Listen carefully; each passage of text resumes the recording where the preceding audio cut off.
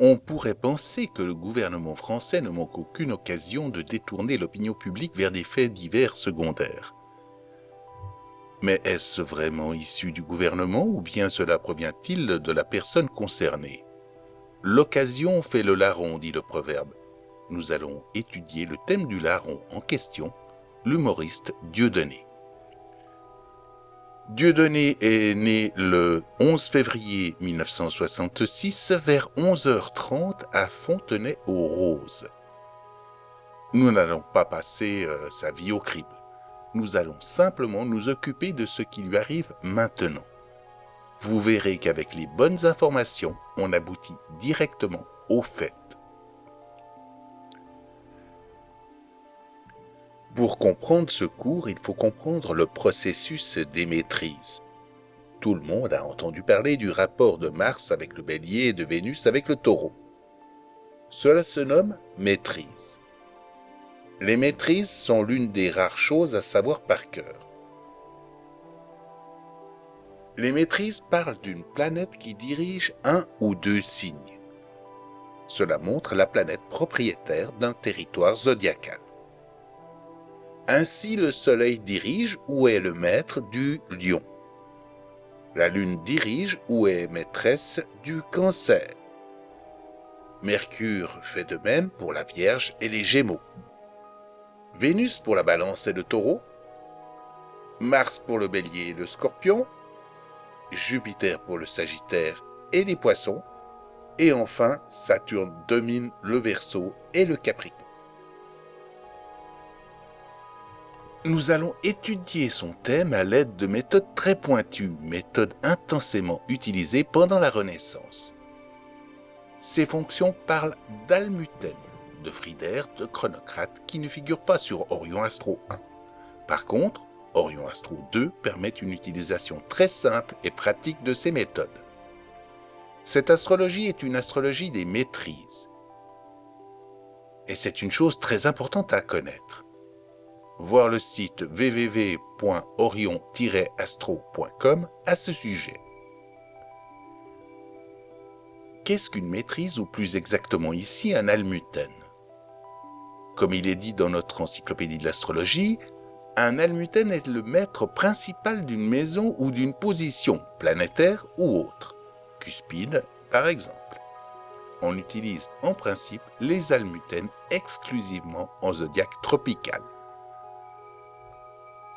L'almuten est plus important pour une maison que pour un signe, comme c'est toujours le cas dès que l'on parle de maîtrise. Les astrologues de la Renaissance n'utilisaient pas directement les maîtres, mais l'ensemble des maîtrises, maître, exaltation, triplicité, terme et décan. Une maîtrise permet de mesurer l'impact d'une planète qui est toujours reliée à une maison, donc à un domaine, un champ d'expérience dirait certains. Pour ceux qui connaissent déjà les maîtrises, mettons les points sur les i. Par maîtrise, nous entendons uniquement les maîtrises liées aux planètes visibles. Autrement dit, on écarte volontairement et consciemment Uranus, Neptune et Pluton des maîtrises. Pourquoi? Un maître parle toujours d'une maison et non d'un signe.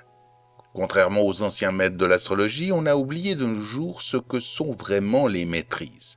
À vouloir absolument lier les planètes invisibles au système des maîtrises, on s'en est écarté. Au point de vouloir trouver un domicile aux astéroïdes, par exemple. Si Pluton ressemble au Scorpion, cette ressemblance n'en fait pas automatiquement un maître. Il faudrait que Saturne soit le maître de la Vierge dans ce cas. La réponse est simple, il ne faut pas confondre maîtrise et similitude d'effet.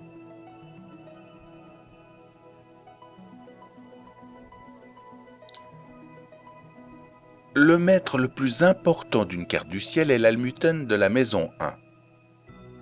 Affichons le tableau des almutens. Menu représentation, info, informations avancées, astrologie ancienne. Lisons la ligne de l'ascendant. Vénus est maîtresse. La Lune est exaltée dans ce signe. Vénus est également en triplicité à l'ascendant. Saturne est le maître du terme et du décan. Son ascendant est donc coloré par Vénus, 5 points pour le signe, plus 3 points pour la triplicité. La Lune a 4 points pour son exaltation, Saturne a 2 points pour le terme et 1 point pour le décan, soit 3 points.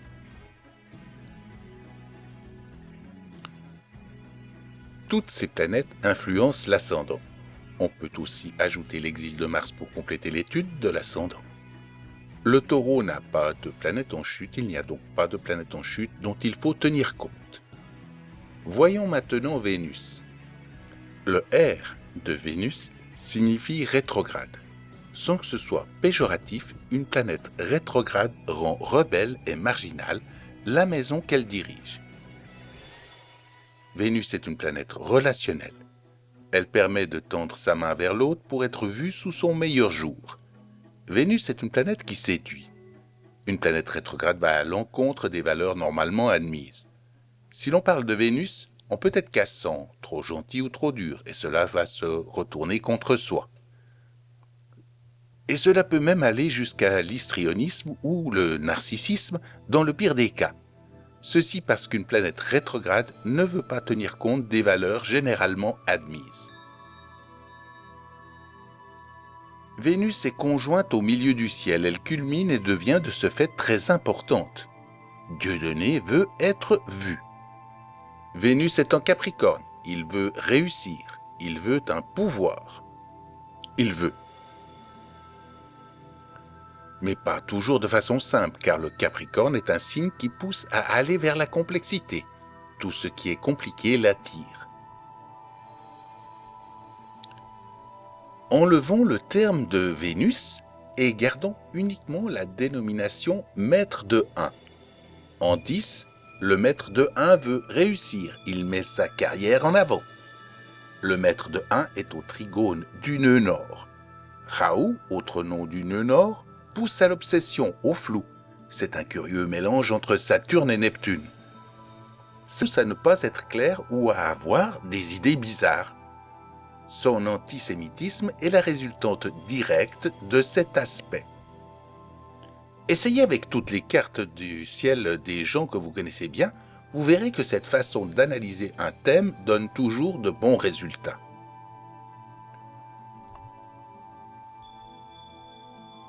Pour cibler un thème, il faut quelques outils supplémentaires qui étaient très connus pendant la Renaissance, les chronocrates et les fridaires. Allons dans le menu Représentation, Info, Informations avancées et cliquons sur Diviseur, Chronocrate et fridaire. Cela permet de repérer quelles planètes auront le plus d'importance à tel ou tel moment de la vie d'un individu. Les chronocrates insistent sur Mars du 30 juin 2008 au 3 février 2019. En janvier 2014, la Lune accompagne Mars. Il faut donc s'intéresser à Lune et à Mars. Quant au fridaire, Saturne dirige sa vie de février 2006 à février 2017 avec Mercure qui domine en 2014. Revenons à notre tableau des almutènes pour lire les maisons concernées.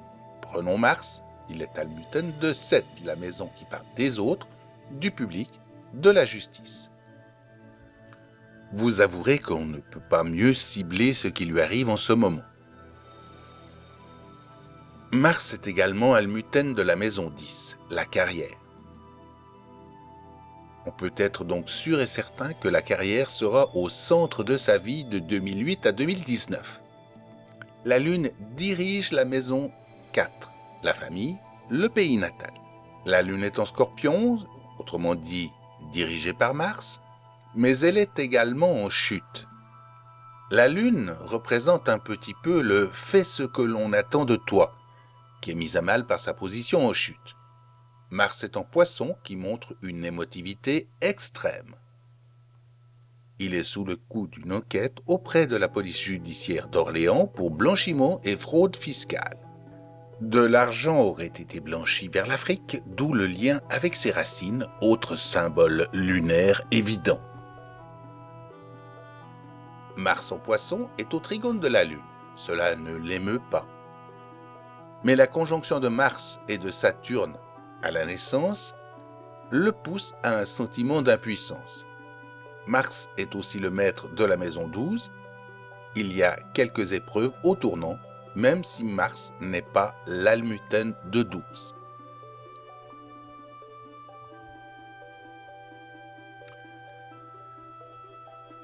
Saturne et Mercure sont les maîtres des fridaires. Saturne et Mercure sont des planètes pérégrines, autrement dit sans rien de particulier. Mercure est maître de la maison 2, l'argent, et Saturne dirige les maisons 6, le travail quotidien, et l'étranger, la maison 9, la philosophie, l'expansion, et la maison 11, soit les espoirs, le salaire et les ambitions politiques. Comme on le voit, sans sortir du thème natal, nous avons l'essentiel qui est mis en avant. Les étrangers sont liés à Saturne, donc aux peurs. Si Saturne n'était pas au carré de Jupiter et proche de Mars, il en serait autrement. Le Soleil est en Verseau et donc en exil, Dieudonné n'est pas considéré comme étant brillant.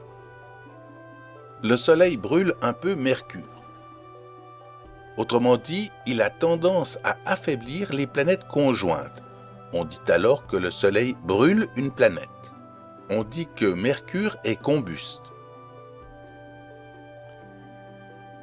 Le Soleil est la vue d'ensemble, car au milieu du système solaire, il voit tout. Mais l'almuten de 12 se montre radical et remet à sa place l'humoriste, qui n'a pas respecté les limites. De tout temps, les limites sont un symbole lié à la planète Saturne. Sans sortir du mode classique tropical, jetons un coup d'œil dans les divisions, que certains nomment harmoniques, et il faut tout simplement cliquer sur ce bouton « Division », ce qui aura pour effet d'afficher la division 30. Chaque fois qu'une personne a des démêlés avec la justice, le D30 le signale. Alors comment lire le D30 ? C'est très facile, commençons par afficher les périodes planétaires. La période est sous Mercure, Mars et de nouveau Mercure.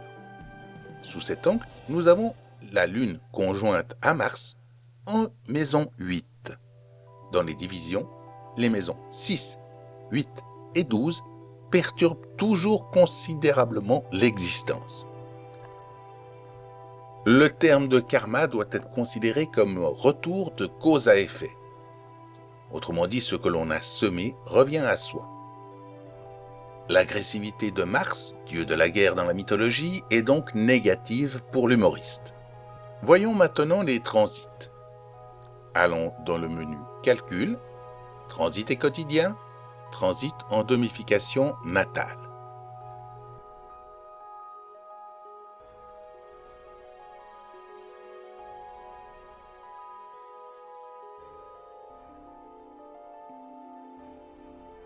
Mercure est en conjonction avec Vénus rétrograde.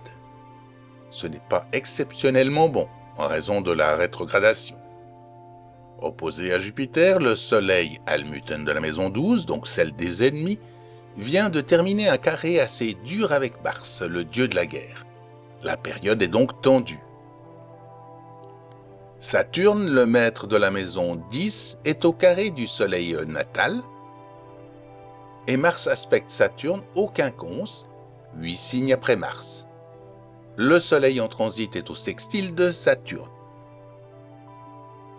Il faut savoir, et vous le constaterez facilement dans la pratique, que les sextiles de Saturne sont aussi virulents qu'une conjonction et que les quinconces de Mars, 8 signes après Mars, sont étonnamment parlants.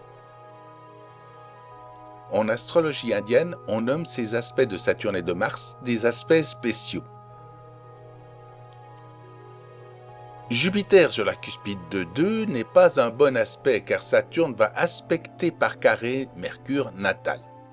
Et Jupiter est l'almuten de la maison 8. Une maison assez dure en elle-même. En guise de conclusion, que penser de cela ? Avec Vénus rétrograde en 10, Dieudonné est assez narcissique et peut-être s'est-il cru au-dessus de tout et de tous. Toujours est-il que la haine qu'il prône pour tout ce qui lui est étranger lui nuit. Saturne, qui lui demande de se montrer responsable dans sa profession, ne lui permet pas de se cacher derrière son innocence comme c'est souvent le cas avec un Saturne en Poisson. Le carré de Saturne à Mercure et au Soleil sont là pour lui rappeler que la haine ne paye pas, en tout cas sur le long terme.